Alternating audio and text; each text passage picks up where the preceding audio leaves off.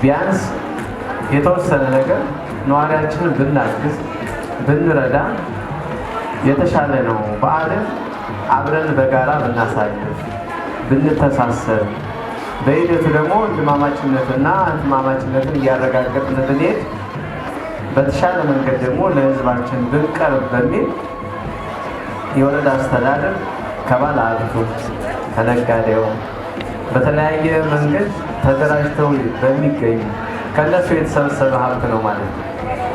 ስለዚህ አስተዳደሩ የማስተባበር ሚና ነው የተጫወተው። ከዚህ ውጭ የወረዳ አመራር በበላይነት እየመራ አሁን ያያችሁትን እዚህ ዱቄቱንም ዘይቱንም ፓስታውንም በተመሳሳይ መንገድ ለአቅመ ደካማ ነዋሪዎች ስራ ምንም ነገር እንደሌላቸው ሴቶች ነው እያደረግን ያለ ነው ማለት ነው። ስለዚህ በምንችለው ወረዳ አስተዳደሩ በሚችለው መንገድ ነው ማለት እያጋራን ያለ ነው። ይሄንን ስናስብ ተደጋጋሚ እያጋራን ያለነውን ጭምር ስለሆነ ዛሬ የማዕድ ማጋራት ዋዜማ ላይ ነው ያለነው ማለት ነው።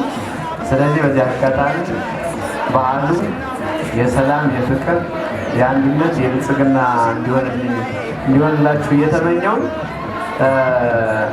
ሌሎቹንም በተመሳሳይ በአንድ ማዕከል እንደወረዳ ሆነ እንጂ የተለያየ በጎ ፍቃድ ድርጅቶቹ በየቀጠናው ያጋራሉ ማለት ነው።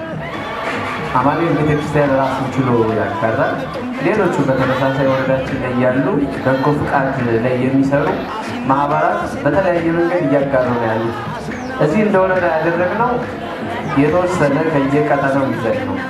ይሄ ብቻ አይደለም መረዳት ያለበት፣ ሌሎቹም መረዳት መቻል አለባቸው።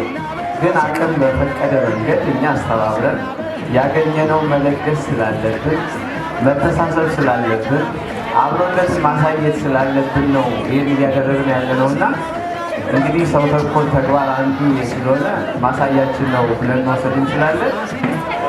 ማዕድ ማጋራት ዝም ብለን ስላልሆነ ትልቅ ጉርብትናን ያስተሳስራል፣ ወንድማማችነትን ያስተሳስራል፣ እርስ በርስ መረዳዳትን ያስተሳስራል ማለት ነው።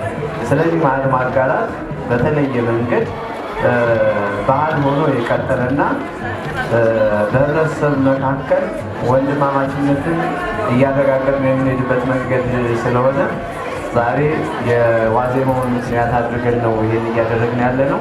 በድጋሚ እንኳን ለገና በዓል በሰላም አደረሳችሁ ማለት እፈልጋለሁ። አመሰግናለሁ።